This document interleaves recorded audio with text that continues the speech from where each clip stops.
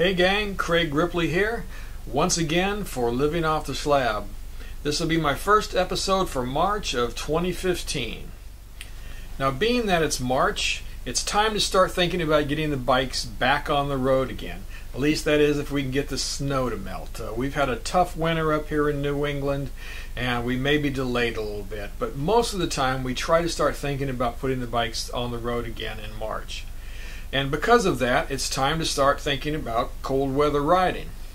Now, I had somebody ask me recently to do a video on cold weather riding and how you prepare for it.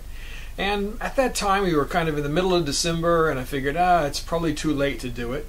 But it's probably a perfect time now as, like I said, we're going to start getting those bikes back on the road again.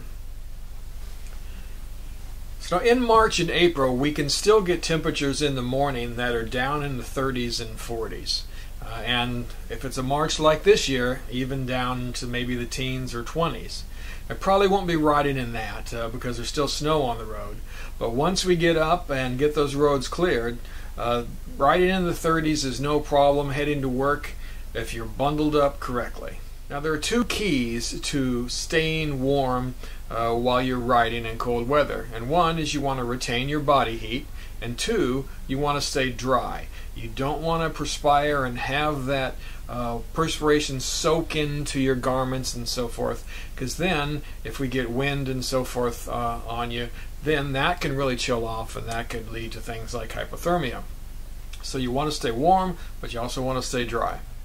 So to achieve those two things, that is stay warm and stay dry, you need to dress in layers. And that's the key to dressing, not just for motorcycling, but for any activity outside when it's cold, right? Wear multiple layers, a base layer, a mid layer, and an outer layer as well. So one of the big things that you want to think about is what are you going to wear next to your skin? That is your base layer. So you want to think about that not only for your torso, but also for your legs, your hands, and your feet as well. Now what I have on here is an Under Armour shirt from their Cold Gear line. Right, so it has an inner polyester lining with a spandex outer shell, and that helps keep me warm, but also allows moisture to wick out, so my perspiration can wick out towards the surface and not set against my skin. It also comes with this nice mandarin collar here and a zip up to keep me nice and toasty. So this particular shirt from Under Armour ran me about $65. There are other products out there from companies like Smart Wool that has a wool and polyester blend that does the same kind of thing. It keeps heat in but allows moisture to wick out, and those can run about $100 or so for a similar kind of shirt. So these things do run a little bit. They're a little bit pricey, but they really do their job well, and they're well worth spending the money on. So along with the base layer for your torso, you also want to think about putting a base layer on for your feet as well. And that means some nice insulated socks. The concept is the same. You want something that is going to retain heat but allow moisture to wick out. You don't want to get your feet wet, just like you don't want your chest and torso wet either. So these particular socks are from Smart Wool, that company that I mentioned before. They're a wool and polyester blend, and they allow moisture to wick out away from the skin and out to the surface to be evaporated. Now depending upon how cold it is outside, you might want to extend that base layer up to cover your entire lower body as well, not just your feet but your legs and buttocks as well. And to do that, you might want to invest in something like this, which is a polyester and spandex tight, similar kind of material to what you find in the shirt here, a little bit heavier for the legs however. This is a product from First Gear, and I've worn this down in some pretty cold temperatures, and it really does a great job of helping to keep me warm in the lower extremities. Alright, so that pretty much covers our base layer.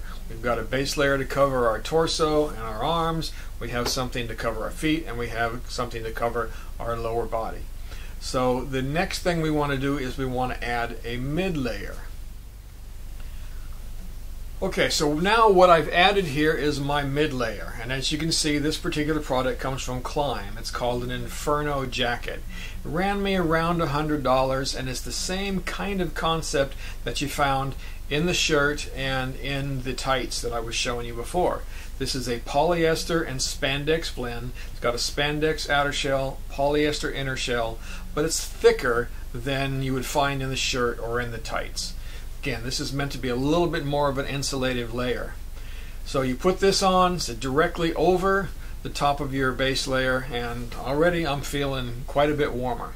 Now the nice thing about this particular product is that I can wear this not just when I'm motorcycling, but I can wear it any time. I often wear it to work and just kind of hang out in it because it's quite comfortable and it's quite warm.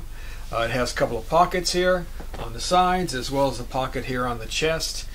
Like I said, it's a great little product. It runs around $100, but again, I think it's been well worth it for me.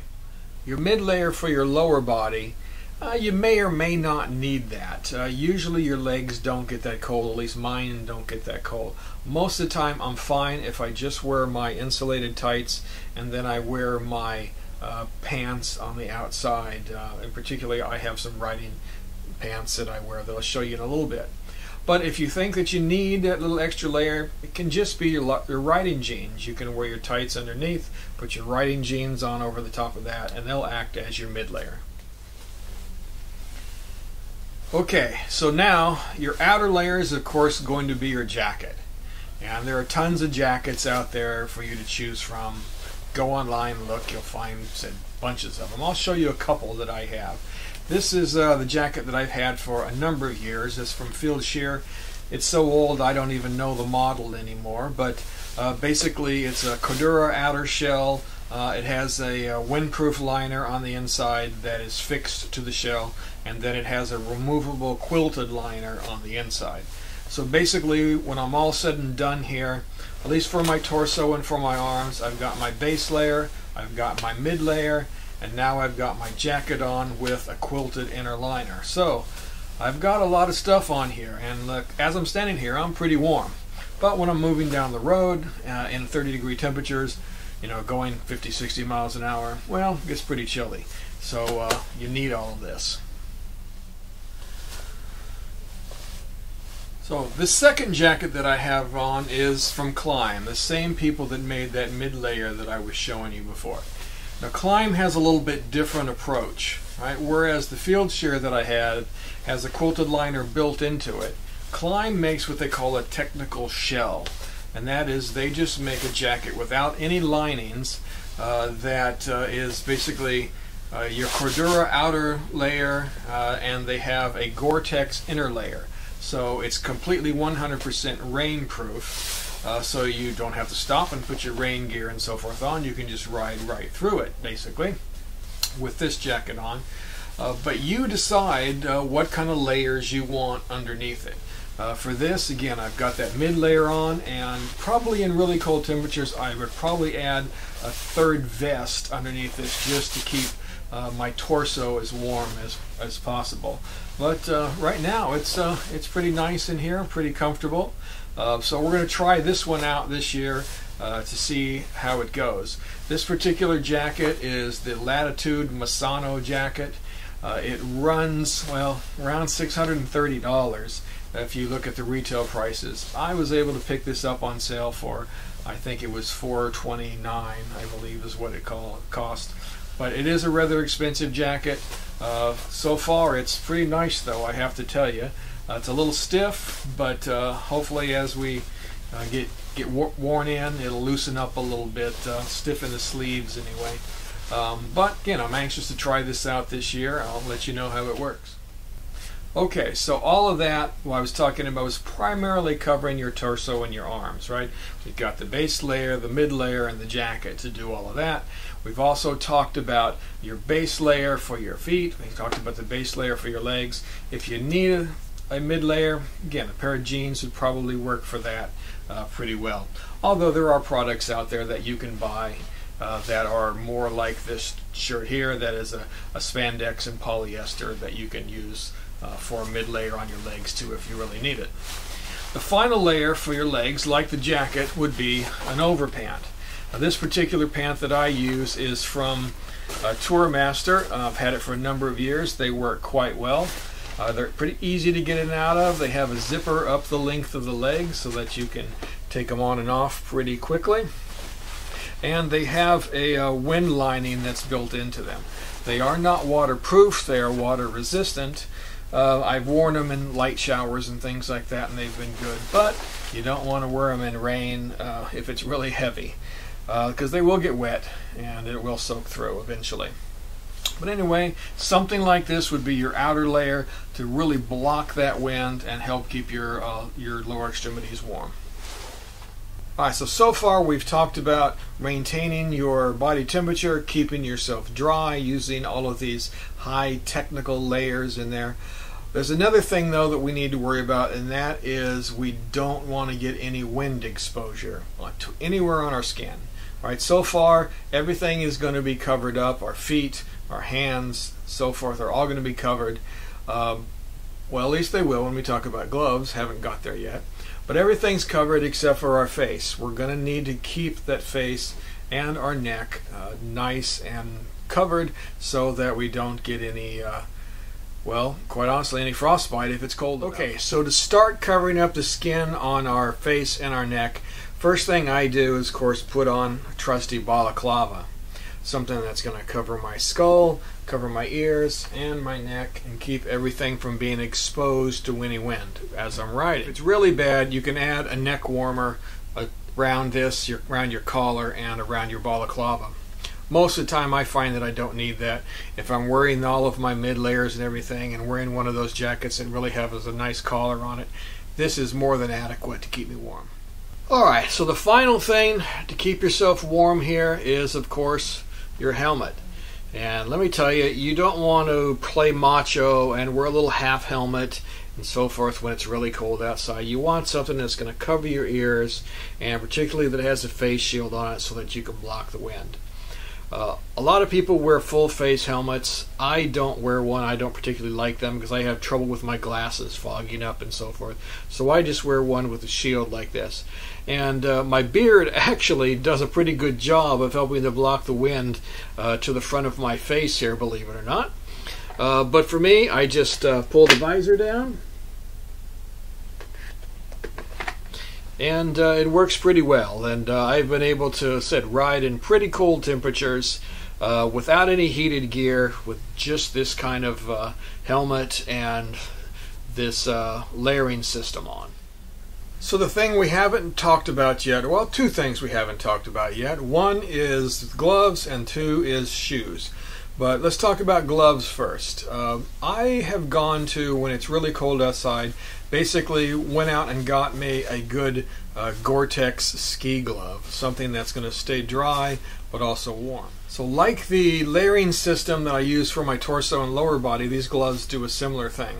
They have an inner mitten, right? That's a polyester inner shell, and you put that on and then you slip your hand in to the glove, into the waterproof layer, and basically that keeps you pretty darn warm, and of course it will also keep you dry if you happen to run into any rain.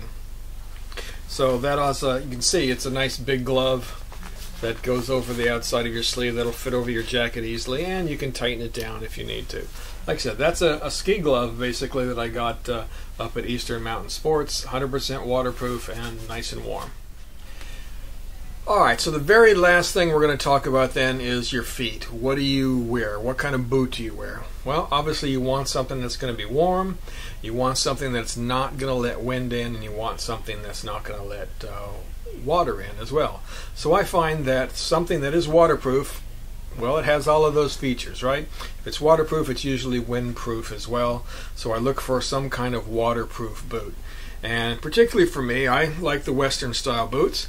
And this is an Ararat Ironside waterproof work boot, and it works quite well. I find that it's nice and warm for me when I match it up with the right sock, and again, it's completely waterproof, and I maintain it by just using a little mink oil on it. Alright, so that's pretty much it, how I dress for staying warm in cold weather. Now I have friends who they use heated gear and they just swear by them. They just absolutely love it.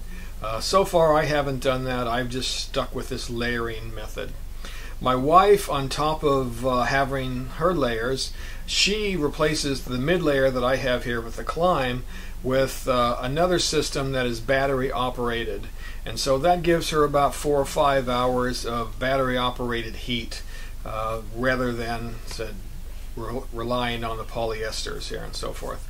It seems to work for her. She likes it, but it's the same kind of concept. She still wears an underlayer, a mid layer, and of course her jacket on the top of it.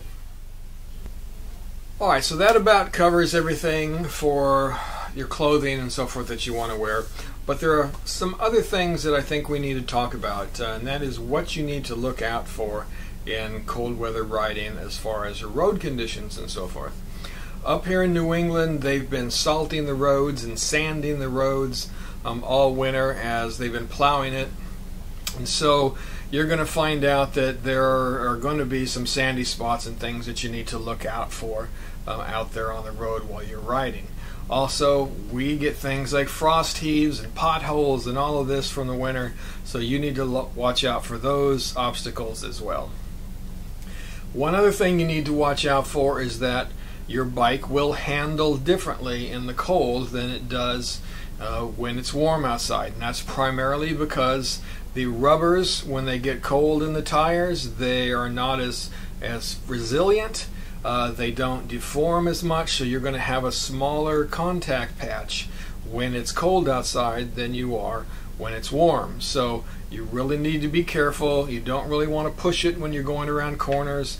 You want to watch yourself a little bit, ride reasonably, right? Because your bike will just be different, primarily because of the way that the tires respond to the cold. So be careful, know those things, and you'll be absolutely fine out there. Just play it smart. Alright folks, thanks for watching, and if you like what you see, please hit that subscribe button, and you can follow us on Facebook, and you can visit the website at www.livingofftheslab.com.